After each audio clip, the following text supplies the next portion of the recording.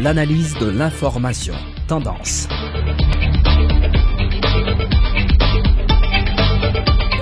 Tout le monde, c'est avec même plaisir ensemble pour l'émission ça Tendance. Tendance, dernier moment ça yo, li dominé par campagne électorale et campagne électorale là pour candidat à la présidence, campagne électorale tout pour magistrat yo. Nous prenons plaisir dans l'émission ça venir avec candidat à la présidence puisque yo 53 au total et nous remet dialoguer, discuter avec eux, chercher connaître qui est yo. Pour nous démarrer semaine ça, nous choisi Ronald Corneli, lui c'est un candidat à la présidence avec lui nous pral faire débat, conversation nous allons commencer avec M. Jean-Ronald Corneli après pause là. Gen yon maladie yon rele glaucome. Maladie ça, fait tension G à monter. Jou moun nan vin avec si li pa pren ça bonnet. Pren bonnet c'est alkay docteur G ou pour louer si ou pas gen glaucome. Pi bonnet c'est grand matin. Non pas ta jamais imaginer quantité moun en Haïti qui ka gen glaucome sans yo pas senti rien nan G. Et puis yon jou matin yo avec. Glaucome c'est une maladie que ou ka hérité dans famille ou. Kon sa tout, li ka paraît sou sans attendre. Sans pas connaît que nous gagnel. Zami, fais-moi confiance. Al checker jodi a même ka yon docteur G. Pas quitter glaucome PTG ou. C'est un conseil que Dispo faut envoyer pour tout le monde qui prend précaution avec maladie glaucome en Haïti.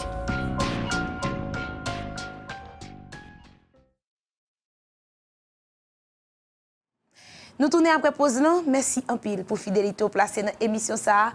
Place à inviter nous. Monsieur Jean-Ronald Corneli, bonsoir. C'est un pile plaisir de recevoir dans l'émission Tendance. Bonsoir Mme Tamara. Je vous remercie infiniment de ce que vous acceptez de recevoir dans l'émission ça.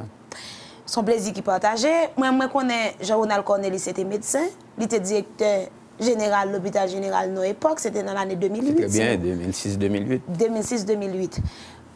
Je dis à Jean-Ronald Corneli, candidat à la présidence. Parlez-moi un peu de personnage là. Qui est-ce lié? Bon, je suis le docteur Jean-Ronald Corneli. Je suis né à Port-au-Prince. J'ai fait mes études classiques tout à tout au Collège Saint-Martial et à l'Institution Georges Marc. À l'issue de mes études classiques. Et j'ai été à la faculté de médecine et de pharmacie où j'ai décroché mon diplôme de docteur en médecine. Et j'ai fait mon service social à Jean Rabel et à Bombardeau Police. Et peu de temps après, j'ai été transféré dans la vallée de l'Artibonite, où j'ai été médecin-chef de l'ODVA. Et puis, j'ai été faire ma spécialisation au niveau de l'hôpital de l'Université d'État d'Haïti, spécifiquement au niveau du service d'obstétrique et de gynécologie. Et non satisfait de tout ça, j'ai été aux États-Unis, où j'ai fait des études en management du couple fécond. Et puis j'ai été en France où j'ai fait la cancérologie gynécologique à l'Institut Curie de Paris. De retour en Haïti, je me suis attelé à travailler sur un projet de construction du premier centre anticancéreux national. On devrait offrir la radiothérapie, la chimiothérapie et la médecine nucléaire. Et pendant qu'on a mis au pied le bureau de coordination du projet, j'ai écrit le projet de dépistage national des cancers et on devrait débuter bientôt ce programme dans les 10 départements géographiques du pays. Actuellement, j'ai été directeur de l'hôpital, comme vous l'avez dit, directeur du service d'obstétrique, chef de service à l'ordre, du service d'obstétrique et de gynécologie.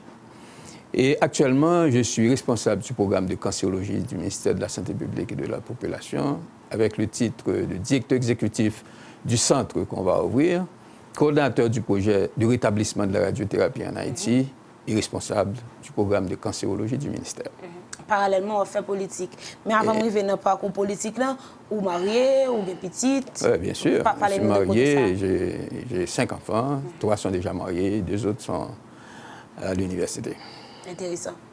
Pour qui ça parcours ou dans la médecine et puis vous choisissez aujourd'hui entrer dans la politique. Simultanément, pendant un jeune âge, en même temps, tu es médecin ou tu es dans un parti politique, ou tu as militaire, ou tu as gagné des prises de position actives dans la question politique? Bon, j'ai été dans un parti politique. Dès nos partis politiques, je change de... Dès nos partis politiques, avant, je ne vais pas nommer ce parti politique. Même pas satisfait de façon dont le parti politique là a fonctionné.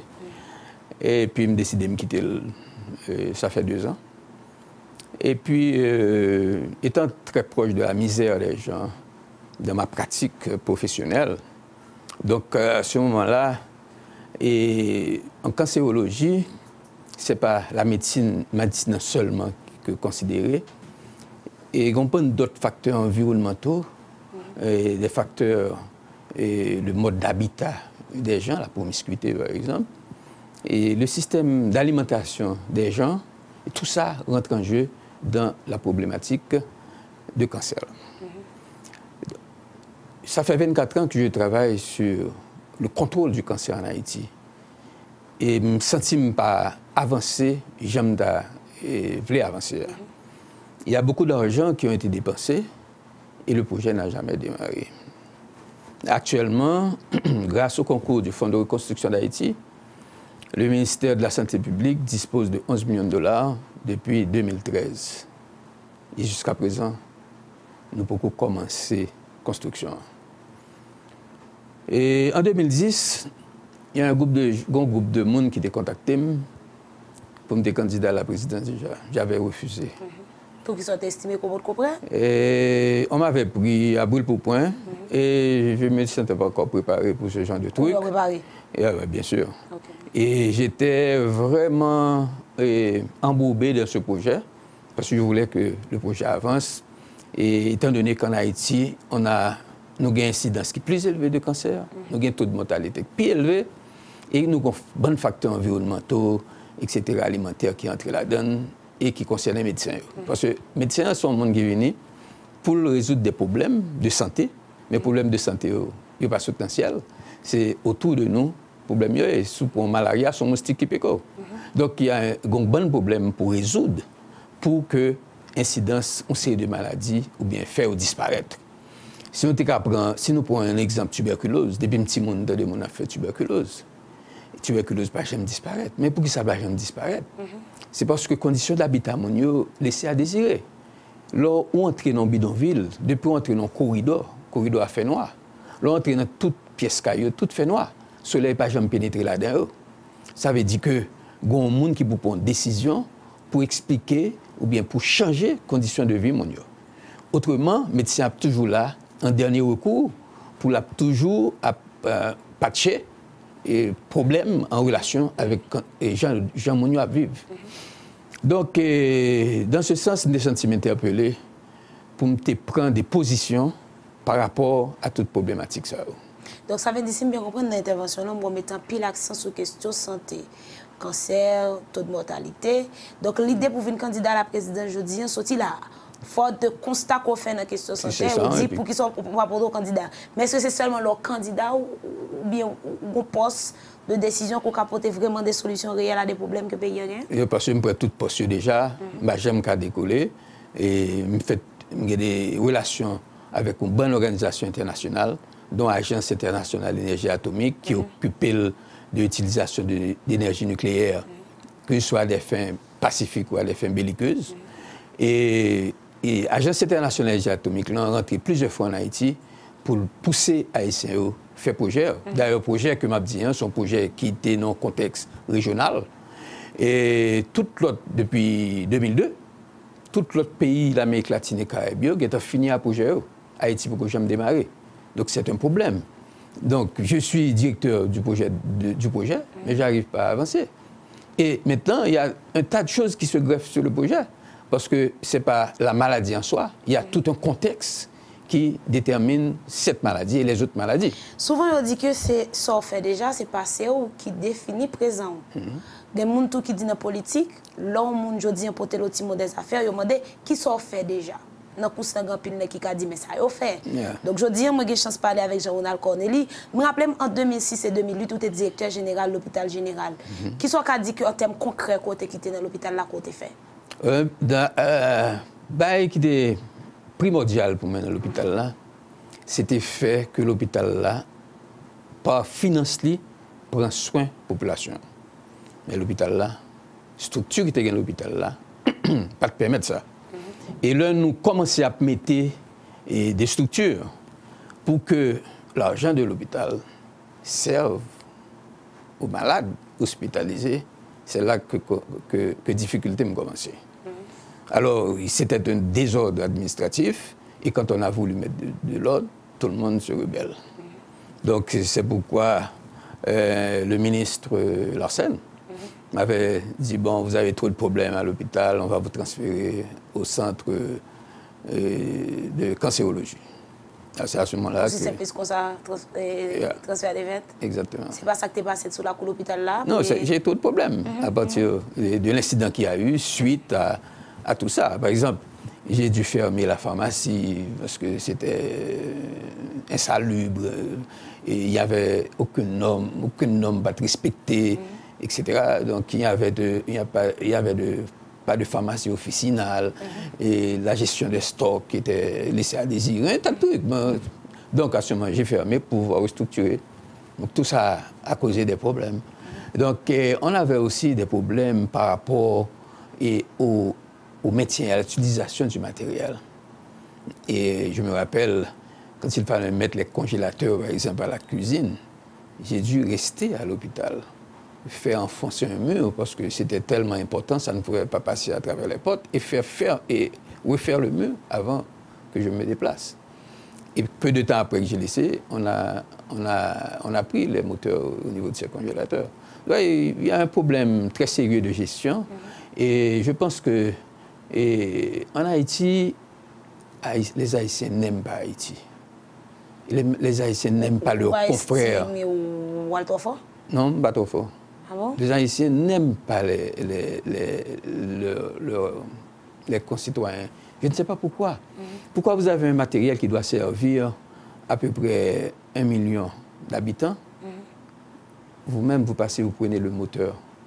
Il y a un climatiseur dans une salle d'opération. Vous prenez ce qui est essentiel dans le climatiseur. Maintenant, les gens qui sont en train d'opérer dans la salle sont en train de transpirer, leur sueur tombe dans le champ opératoire. Et un parent, votre parent peut avoir un problème. Et il vient à l'hôpital là pour une opération. C'est le même problème dans le Valgain. Donc, ce qui est à l'État doit servir à tout le monde.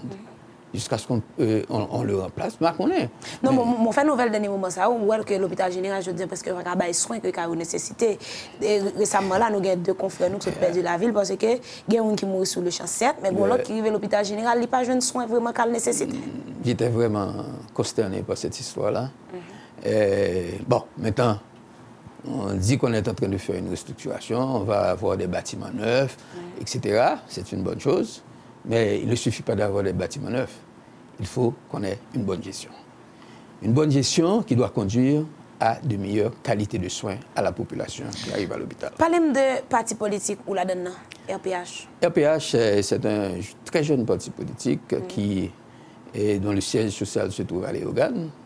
Et c'est un choix vraiment sentimental de faire partie de cette organisation parce que mes parents sont de Léogane. Et je partage à peu près les idées qu'ils ont. Donc, je me sens très confortable au niveau de ce parti-là, qui est dirigé par le maître Anthony Dumont et maître Fidel Bercy. OK. Mais comment senti contact avec la population? C'est vrai qu'on candidat à la présidence, ou parmi 53 l'autre. Comment senti vous sur le terrain? Bon, presque décollé, ou marché? Oui, moi, j'ai déjà fait tout le pays déjà. Vous sentez que vous connaissez qui est-ce qui Jean-Ronald Corneli? Bien sûr. Je me connais, les gens ils gardent des contacts avec moi, ils appellent mon téléphone, ça n'a fait, comment on a avancé, etc.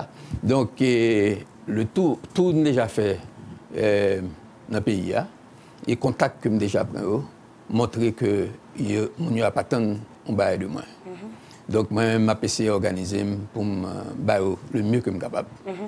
Bon, je propose, et puis je vais regarder qui ça. Jean-Ronald Corneli pour la population, qui s'est gagné comme plan quinquennal. Pose dans la tournée.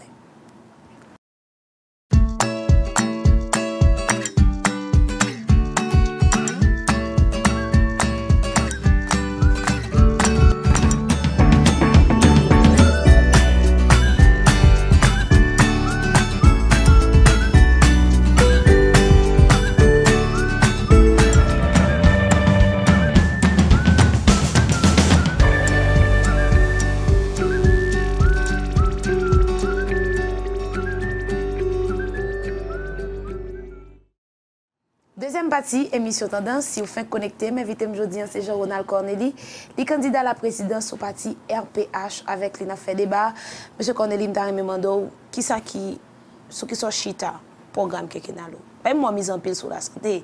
Non, pas vraiment. Je suis passé sur les autres, mais j'ai l'impression que tu es intéressé plus à l'aspect santé, étant donné que médecin, que l'autre bagaille, tant que facteur environnemental, tant habitat, basé sur tout ça, nutritionnel, basé sur lui, mais on même plus focus sur santé, mais je me sens confortable quand même avec. Sur ce chita programme qui est là. Bon, il y a plusieurs axes. Le premier axe là, c'est la sécurité. Et nous avons un gros problème de sécurité dans le pays. Hein?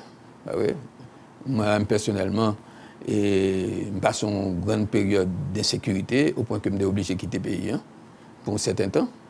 Et parce que j'ai eu des menaces de mort. Et on a bousillé mon matériel, mon bureau au ministère. Et j'ai l'impression que c'est le projet qui donne des problèmes. Bon, de toute façon, j'ai fait ce qu'il fallait faire, mais jusqu'à présent, il n'y a eu aucun résultat par rapport aux enquêtes. Donc la sécurité est un problème important. On parle de sécurité des familles, sécurité des biens, sécurité des frontières. On parle de sécurité maritime, parce qu'il y a un tas de gens qui rentrent dans nos eaux territoriales et qui font ce qu'ils veulent. Bon, mais depuis pratique. Sécurité pour, comment comprendre, comment définir et comment apporter solution avec ça qui vient là aujourd'hui comme problème dans la question de sécurité. Bon, là, il faut mettre un système assez serré pour la sécurité. Et une police vraiment rompue aux histoires de sécurité. Et cette police doit être aidée par un service d'intelligence nationale qui doit être sur toute l'étendue du territoire, de façon que la hiérarchie policière sache exactement ce qui se passe à la minute, à n'importe quel point du territoire. Il faut que ce système ait le contrôle de tous les gens qui circulent sur le territoire, voir ce qu'ils font et agir en conséquence au moment opportun. Donc c'est un système extrêmement sérieux qui demande un investissement important pour que ce système soit efficace.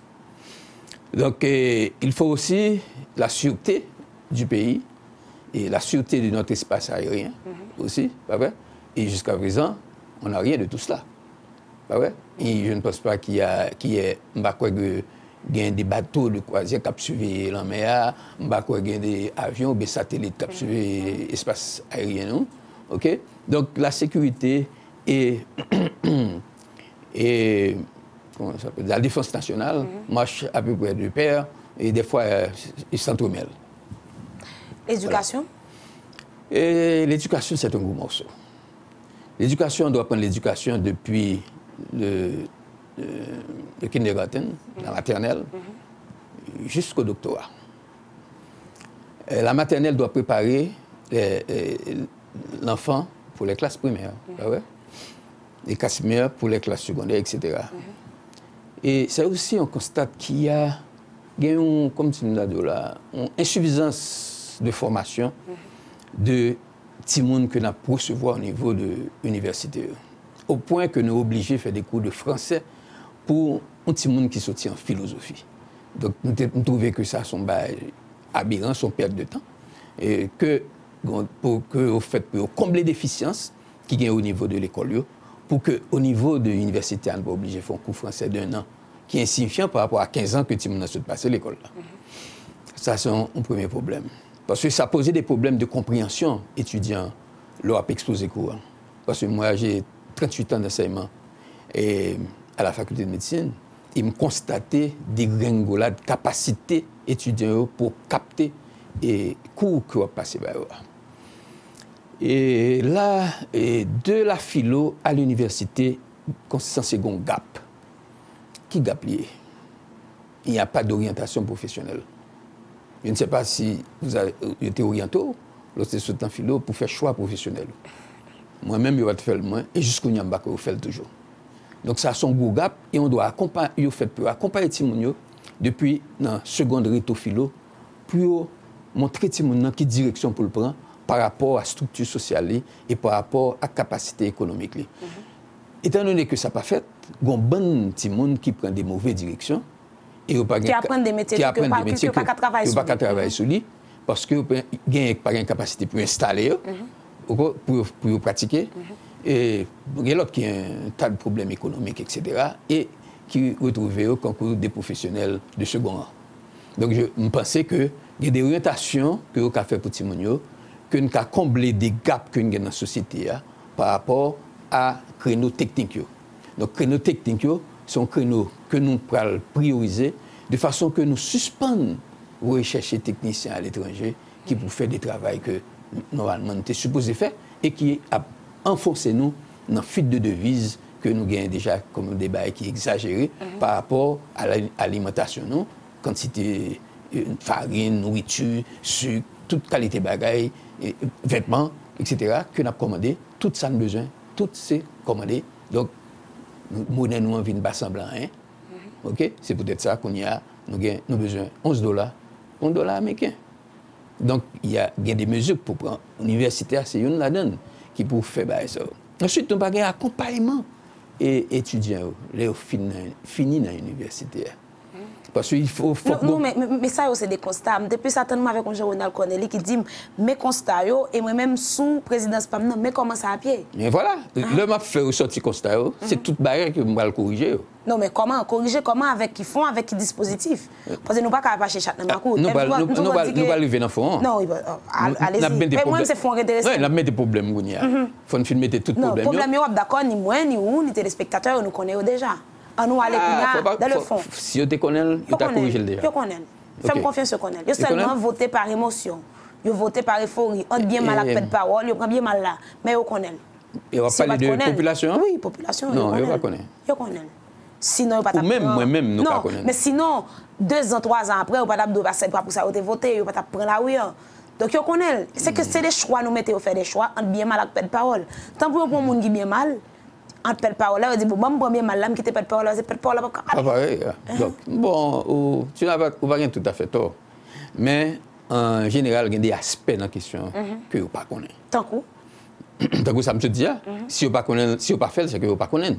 Vous pas dire moi monter au système universitaire, ou pas connaître, faut faire orientation professionnelle pour étudier depuis l'école.